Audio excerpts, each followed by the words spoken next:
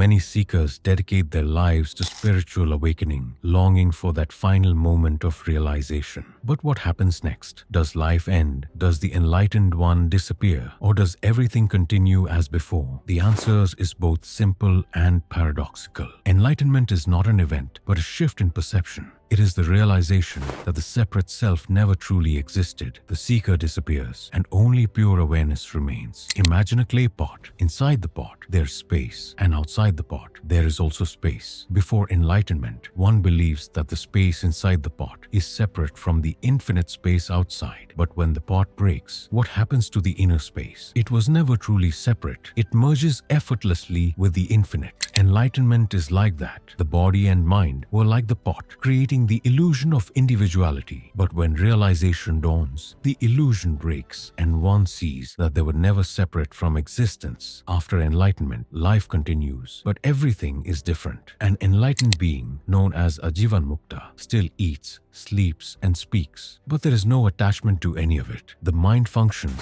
but there is no identification with it. The body experiences pain and pleasure, but there is no suffering. It is like watching a dream. While knowing it is a dream, one participates, but with complete detachment. A Jivanmukta moves through the world effortlessly, like a bird soaring through the sky, touching nothing, yet embracing everything. Some enlightened beings become teachers, like Ramana Maharshi, who spoke from the depths of silence, or Nisargadatta Maharaj, who shattered illusions with sharp words. Others live ordinary lives, unnoticed by the world, like Swami Parvela, who wandered with complete detachment, constantly saying, "Parvela, it doesn't matter." His simple words carried the weight of deep realization, pointing to a state beyond attachment, beyond concern. Some disappear into solitude, while others, like Krishna, playfully engage in the world, knowing all of it is a divine play. There is no fixed pattern. Life unfolds spontaneously, without resistance. And what happens when the body dies? In Advaita Vedanta, there is a difference between Jivanmukti, which is liberation while living, and Mukti, which is liberation beyond the body. While alive, a Jivanmukta remains untouched by suffering, living as a witness to all experiences. But when the body dissolves, there is no rebirth, no journey. Only the infinite remains. It is like the disappearance of a wave in the ocean.